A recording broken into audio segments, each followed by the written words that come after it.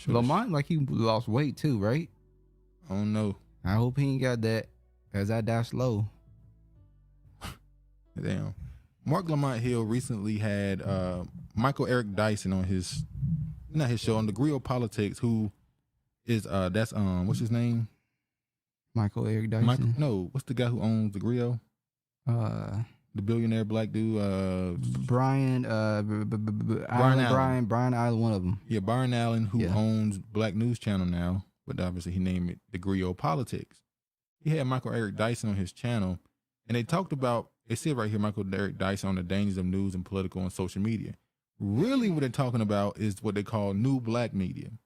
How now you have black people on social media who have influence, and sometimes greater influence than the people who think they should have it. The gatekeepers. These boule Freemason people who went to college and got all these degrees and such. They believe that they should be the voice, and the people who simply got their knowledge through the street, as in, when I say street, I don't mean street like drug and gangmen. I mean street as in self-taught.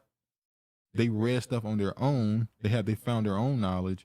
That those people shouldn't qualify to be listened to as influencers in the black community in the political sphere.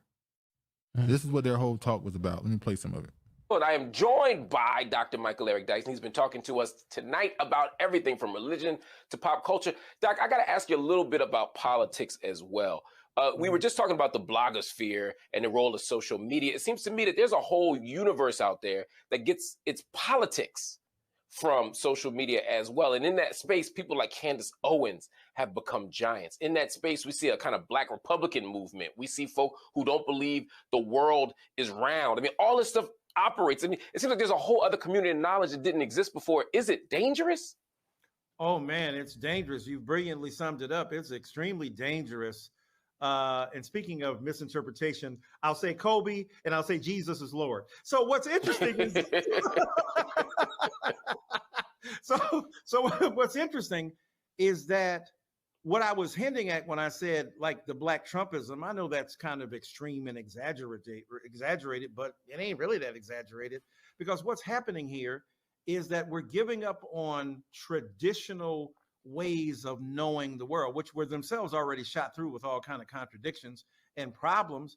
But the difference is if you're getting your news from social media. Now, if social media is the delivery mechanism to download the Washington Post or the Nation or the Guardian or whatever progressive or conservative magazine you happen to be reading, that's one thing where they vetted these ideas with journalists. So right here, it sounds like he's saying we should trust mainstream news outlets more than independent.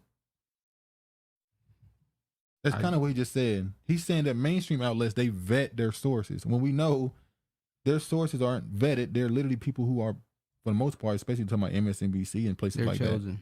That. It's CIA, FBI, it's propaganda. These people are giving you information they want you to have. Journalists have been journalists and tried to look at trying to be as fair as possible. But you ain't got none of that kind of constraint going on in the world of the blogosphere. For instance, a black woman was claiming that a white professor at the University of Idaho, I think it was responsible for the death of those 4 students at the University of Idaho. And 2 days later, they arrested a young man who was a PhD student in criminology at the University of Washington, not 10 miles from there. Now we don't know. Maybe this blogger has some deep inside knowledge that this professor was involved, but the professor has now sued her, saying you can't just make stuff up in the you can't just tell people I killed 4 people, right? Like, but she's doubling down. Oh, I know it. You won't prevail against me. So my point is, yes, it's dangerous, and that is more, that kind of extremes. People go, oh, we know about that, but no, it's the same thing. It's the same principle that. Wait, I thought they talking about politics. I don't know what the fuck they talking about. That ain't politics. This shit is just trash. It's garbage. Let me jump to the clip. Yeah, jump to something. Because it's going in one ear and out the other damn ear. They said they're going to talk about politics, and then he went into somebody accusing somebody of murder. And it's like, what? They all over the damn place, to be honest with you. All right, let me... Now, they felt like... Is that frustrating? Dr. Boyce Watkins feels like they sent a shot at him. Dr. Boyce Watkins felt like they sent a shot at him So he responded, Boyce Watkins did to Marc Lamont Hill. Let me show you how what he said at first. Does that frustrate you as an intellectual and as a professor? Because suddenly you're in the same room with someone who doesn't read books. You're in the read. You can stop without saying right. books. Who doesn't read exactly? And so and to the public, there's no difference. So on the one hand, you're put next to someone who might have a PhD, say in finance, or just hypothetically, who doesn't read about black folk but calls himself a black scholar. You know, we'll call him Boyce, right?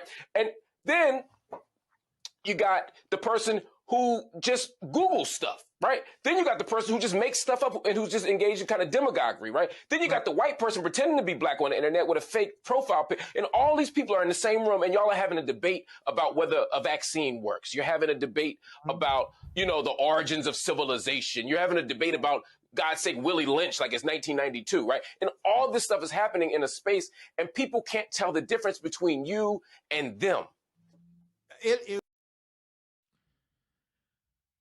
And in a longer clip, they kept trying to make it seem like, oh, we're not saying that people shouldn't be trying to be in the same room with us, or you don't deserve to be in the same room or debate certain things with us. But that's what they were saying the whole time. The whole interview he did right here was them complaining that certain platforms are larger than theirs, who they believe are invalid,